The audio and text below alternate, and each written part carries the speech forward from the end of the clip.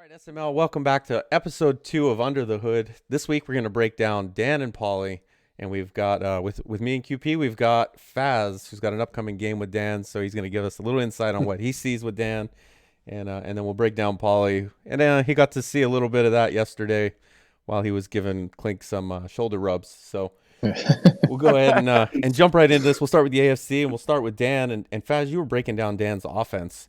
What did you see?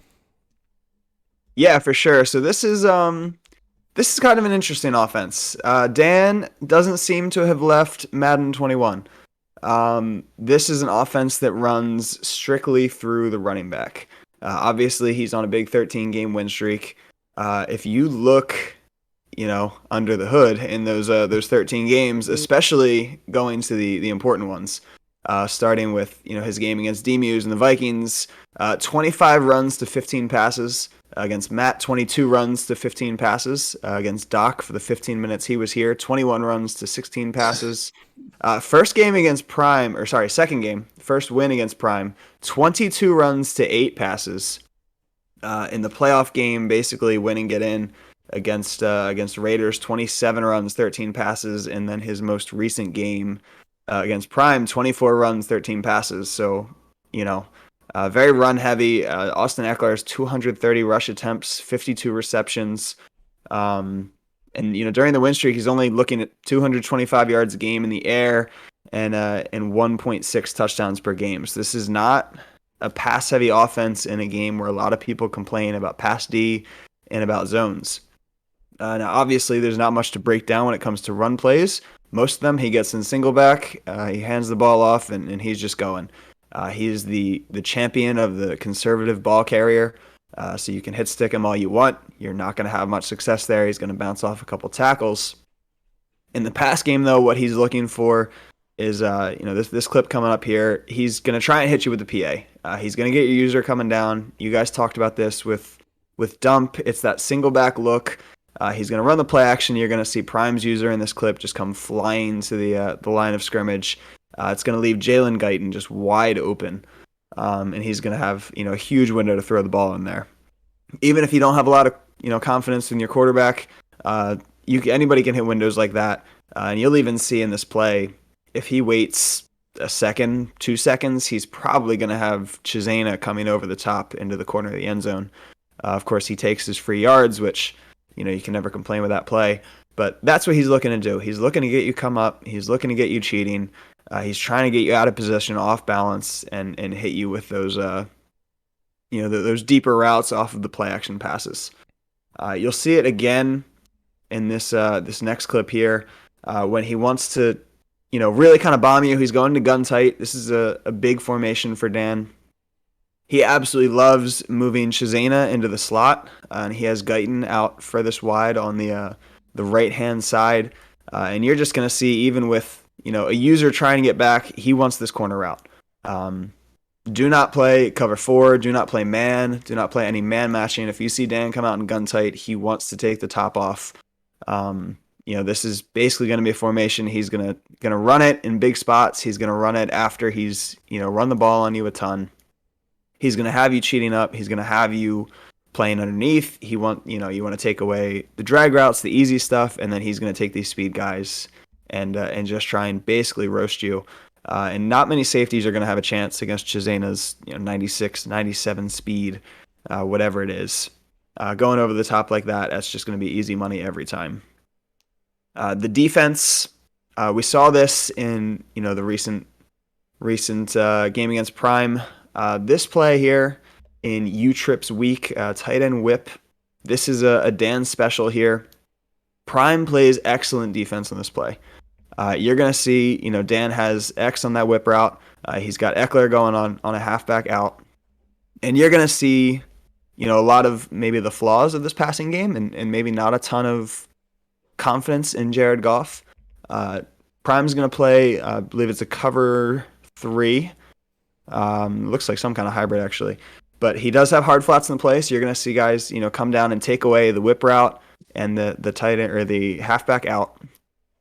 They do an excellent job. He takes away the tight end briefly with his user, rushes back, and you're going to see that he does have Dan does have routes coming up open behind in this play, but he just really doesn't seem confident in throwing these balls this season. You can tell he wants, the checkdowns. He wants the easy stuff. He has Keenan Allen on the left-hand side coming open on a post. He doesn't throw that, hesitates, loses his window there. He also has circle, which, he's going to be able to hit that at pretty much any time. Doesn't throw that either. And also, later in the play, especially with users in this game, user linebackers cannot get back. So this is normally, it's a square. You can see him coming up open on the right-hand side of the field. That's a ball that you're pretty much always going to be able to put over a linebacker. Dan doesn't even attempt it.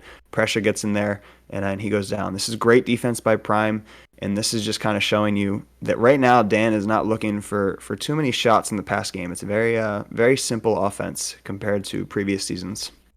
All right, so QP, if that's his offense, what do you think about his defense? Yeah, when we pull up the first play, one thing that I notice is I like to go 2 straight plays, 3 straight plays onto the defense because it kind of gives you a good idea who the person is defensively. And when we go into the first one, we see Prime right here. I also took the playoff game as well. I think that important play and focus comes into playoff games. I think it's always best to take something maybe from a fresh game rather than pulling up one of Dan's games where he was beating up on some of the other guys in the league.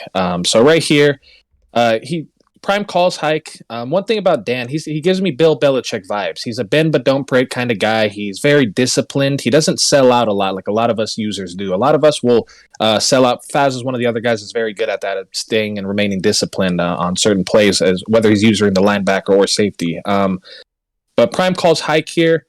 If you see right here, Dan takes away kind of everything in the very beginning. And I would say that what Prime should have looked for is the quick dump off. Sometimes you got to just get the ball out of your hands quickly against the really good players because what they do well is they want to take away your first read and they want to try to get you into this long situations. And what we can see is Prime holds onto the ball a little bit too long and he takes the sack and it puts him into right where Dan wants him. And then I like to let the clip just roll right after because you see what happens immediately right after that. You get into a 3rd and long situation. And you're going to try to get the first down. You need a first down. It might be a 3rd and 19, 3rd and 18, whatever it could be.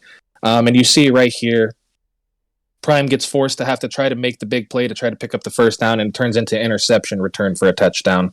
And that's kind of where Dan makes his money. He wants to make you make that mistake, get behind big in the chains, and then have to make that big play to get into it. And he does that very well, and that's why it gives me kind of Bill Belichick vibes. Obviously, we know the guy knows the game. We joke about how when you turn on the game, you look at played hours, Dan probably is number 1 up there, no matter what he says. So then we're going to just keep going, and we'll move a little bit further into the game. And what we see right here is Prime has another chance to make a play. It's a 2nd down right here. And if you focus right here, what I believe I would have done, maybe if I could have noticed it, is it looks like Dan is kind of in a cover 2 zone right here. For me, it feels easy to recognize the cover 2 zones, but I understand it could be different for everybody. And right here, what I would have done is I would have hot routed the outside wide receiver. And I probably gave him a drag, something, maybe a small in route, because you see Kelsey, he's taking the streak route. And what Dan has to do is make the decision between the streak for Kelsey or the drag for the outside wide receiver. But unfortunately, Prime sends the streak on the outside, sends the streak on the tight end, kind of makes it a little bit easier to defend because you don't have to sell out on one of those 2 passes right there. So you see the incompletion happen, and then this is why I like to let it roll, because you see what happens right after that. It makes it a 3rd and long, another one of Dan's favorites. It becomes 3rd and 10, 3rd and 11. You back him up, and you want to play that. He likes to play soft coverage once you get to that position. So you see Prime, he calls this hike right here, and he rolls out. Great rollout, gets as much yards as he can. Of course, Dan being the ultimate bend but don't break kind of guy, he forces Prime to scramble with nothing open. Prime gets about 9 yards. And again, I like to let it roll because it kind of shows you who you are and who you aren't. And we get to the 4th down situation right here. The reason I like to keep the clip rolling is because Dan does better than most what we all wish we could do. Similar to Pauly. They take away your best option. They take away your best guy right away. You see right here, and I know Bomber's going to mention this when it comes to Dan's user, but you see right here, he's standing as still as a statue as that safety, and he's waiting for that hike to be called. He knows immediately he's going to jump the Tyreek Hill route. He wants to take away Tyreek Hill. He knows that Prime doesn't have a lot of time probably because he's probably going to send some pressure. And what a lot of us do, and it'll come up in Pauly's clips as well, is when it's 4th and 1, when it's 3rd and 3, for some reason, us users have a tendency to want to take the short yardage just to get enough for the first down. Sometimes you don't got to do that. You have a bigger play. And you see he sells out on that Tyreek Hill pressure and picks up the drag, or stops that drag route. And there you go. It would be maybe what people consider the play of the game, because he stops that 4th and 1, gets the ball back, and that was a very close game. And I think that that was very big. And you see in examples in play by play what Dan likes to do. He wants to take away what you initially want in the first read, whether it's man or zone, and then once he gets you into that short yardage situation, he sells out. He sells out hard because he knows that he wants you. He knows that typically people want to hit that drag or slant when it's a short routage situation. Yeah, so talking about Dan's user, one of the things I noticed, and I just pulled up screenshots here because Dan doesn't move his user generally, but what he does do pretty religiously is if he's in man, he's user in a safety, and if he's in a zone, he's user in that middle linebacker. And you can see on each one of these shots, that's what's going on. It's going to be tough to identify the coverage based on his user because, like I said, he doesn't move them pre-snap, which is a lot different than you'll see with Pauly. But what Dan does is if you can identify it being as man or zone by motioning a receiver, then you'll be able to tell where his user is, and then you might be able to exploit that. All right, so that's Dan and the AFC, and we'll see how well that works tomorrow night at 5 p.m. with Prime and Mike on the call. But let's see, what do you guys think about Pauly? And we'll start with you, Faz. You played him once this year, beat him. And you played him a couple times last year, not quite as much. But what do you think about his offense? Pauly is a very interesting offense. Very methodical, very efficient, very smart. First off, I'm going to tell anyone, if you're playing Pauly, throw out everything he says about himself. Completely disregard it. It's total BS. Pauly is smart. Pauly knows the game. He knows good plays. He knows the good route combos, and he will use them. He watches streams. He definitely takes stuff from people in the league, specifically very good players. And he also is going to know what it is that you want to do. He knows your defenses. He knows your offenses. Pauly studies, and he doesn't make it sound like it, but he does. So don't fall for that trap. I don't know how much stock people put into, the "oh, woe is me" act that he puts on in the chat, but don't buy it because Pauly is a very good player. This offense is hard to stop. I believe it was Q. I believe you said it during Clink's playoff game with him yesterday. Is that his offense looks a lot like real life Tom Brady's offense. He gets the ball out fast. He can read a defense pretty well, and he will exploit the issues in that. One thing that Pauly loves doing is he uses flood concepts, but he uses them much more different than probably anybody that I have seen, anyone in the league do it. So you're going to see this smoke screen flood concept here that he uses very often. This is out of gun bunch. He's got his receiver out wide, tight end in the line, and a slot receiver.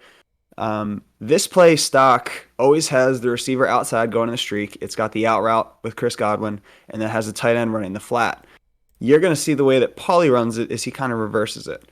He actually sends his tight end on the streak. The slot receiver still runs the out route, and then he has his outside receiver just run a smoke screen.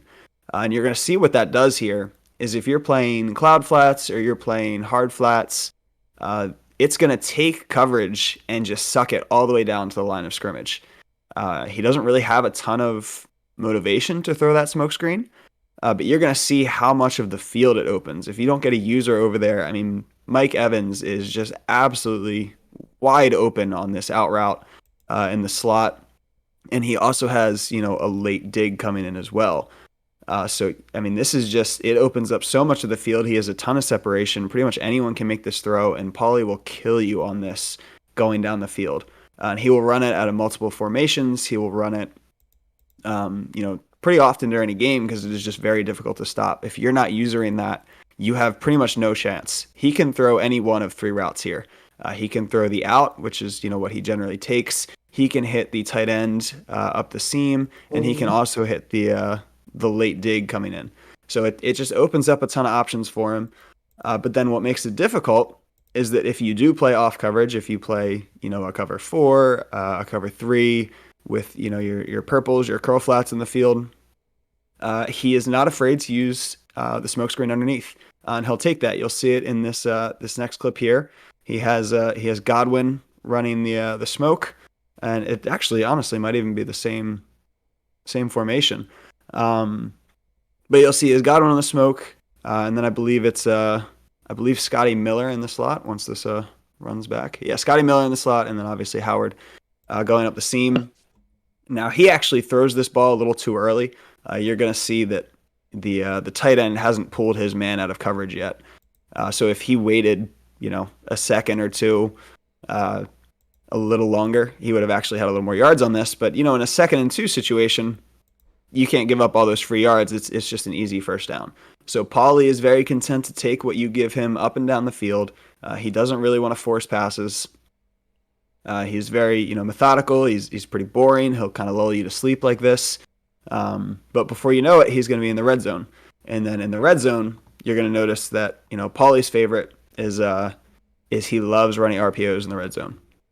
So this one here, this is out of the shotgun. You're going to see he's really not reading a whole much of anything. He snaps the ball, does the fake handoff for about half a second, dumps this ball out to O.J. Howard in the slot. And you're going to notice if you look at Pauly's stats, O.J. Howard is his guy in the red zone. I think he has, like 35 catches on the season. I think 9 are for touchdowns. So he's, very much a red zone threat guy he's going for down low. And you're just going to see that, coverage gets out there, but it's just not enough. Klink also gets a pretty bad user on this play. I don't really know what that tackle animation was. But, bad click on here, but he really wants that RPO. He wants to, give himself multiple options in the red zone. And then another favorite of his is out of the single back bunch tight end. This one, you're going to see there's a couple tells in the play. First off, the formation, there's not a ton of plays in that formation. So I think you've got about a 50% chance of being right on the RPO if you see single back bunch tight end. You're also going to see he flips this play. This is a stretch with the RPO bubble screen to Evans on the other side. You're going to see Leonard Fournette in the clip raise his hand. And that's your tell that Pauly is flipping the play. And he is just looking for Evans the whole way. I don't think I've ever seen him actually run the ball on this. So he is, snapping the ball, immediately going out to Evans. He's going to get the edge and get a touchdown. He gets it very often. This is, a Pauly special in the red zone. If you're not using this, you're going to have a tough time stopping it unless you get a very favorable animation from one of your corners. So if you see this formation, you see the Leonard Fournette tell, this is what's coming. Get your user out there, and chances are pretty good if you do. You're gonna have a nice little pick six going the other way. All right, so that's some great stuff on Pauly, and some things I noticed about his user. Unlike Dan, Pauly will move his user a lot pre-snap. You can see here he's almost always using the linebackers. He moves them a lot pre-snap, and if you're anywhere before the red zone, he's going to back up as soon as you snap the ball. He doesn't like to come up and try to stop the run and pull his guys out of pass coverage. He's almost always going to just kind of freeze and then back up for the pass. He may not even freeze. He may just automatically jump back. And you can see there he's moving his linebacker around, and it tells you automatically where the user is. And if you know he's going to back up, then maybe you audible to a run and take advantage of that. At the very least, you know where he's at. But then let's take a look at Pauly in the red zone because it changes quite a bit. Once he gets in the red zone, that user is going to still move so you can identify him, but he's always coming. Every play I watched, that user immediately comes. Now, the first two plays you can see, they're run plays. It works out for him. He just shoots the gap, tries to get to the running back, get the stop. He's at the 2-yard line, so he wants to make sure he gets that stop before any gain. And again, you see the user twitch in there just enough to let you know who it is and which guy's coming. And here he gets the stop on the stretch play as well.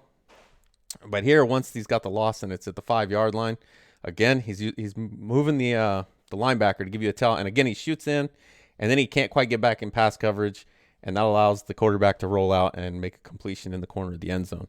So with Pauly, watch for the moving of the user to identify which linebacker he's using, and then know that if you're inside the red zone, he's coming up the middle with the linebacker, and if you're not, he's more than likely going to back out.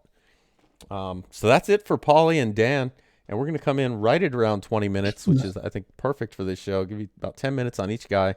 Faz, appreciate you being on, especially with, I know you got Dan coming up, so you probably give away a little bit of your intel that you know, but maybe he won't Anything for watch the good of the league. It's all for the content. That's all right. I don't think he commented, so maybe he didn't watch it. Who knows? I'm sure he watched it. So, QP, you got anything you want to add? When it comes to Pauly, when he backs up his guys, 95% of the time he is going to be a hard flat in that. I think you got to pay attention. I think a lot of people mentally assume automatically that when he backs his guys up, that the streak is not going to be open. It looks like I'm frozen as I am talking, so if I am, just go with it. But yeah, I would just say that he hard flats every single time, to be honest. If I wanted to be literal, I would say 95% of the time. When he does, just mix in your route concepts. I would say give yourself something short because the defensive backs always got to sell out in the hard flat. When you do that, maybe send the running back out on a little dump off or the tight end on a little dig route, something like that, to forces the safety and the slot corner to have to commit to the short yardage situations, and then look to beat him over the top with maybe a corner or a streak or a curl route even.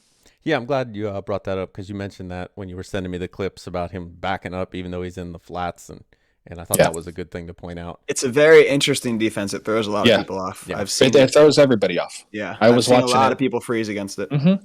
Yeah, definitely. So just pay attention to that. When you're playing Pauly, know that 95% of the time, unless he watches this and changes all his gameplay, old habits die hard and old dogs don't like new tricks. So I would say that just pay attention to the hard flats. When he backs off, you might want to play aggressive.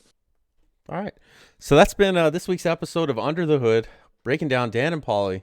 Remember, comment on the YouTube video, put down who you want to see us break down next, and we'll see who next week's guest co-host is, and we'll break it down 2 more teams. What are you going to do when people pick you? Probably just ignore it. All right, nice. Exactly. Yep.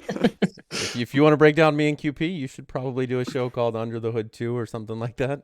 Yeah, exactly. Under the Hood remixed. Yeah. Don't let us catch you in our garage. That's right. Yeah, there you go. There you go. I like the tagline. All right. So until then, this has been Under the Hood.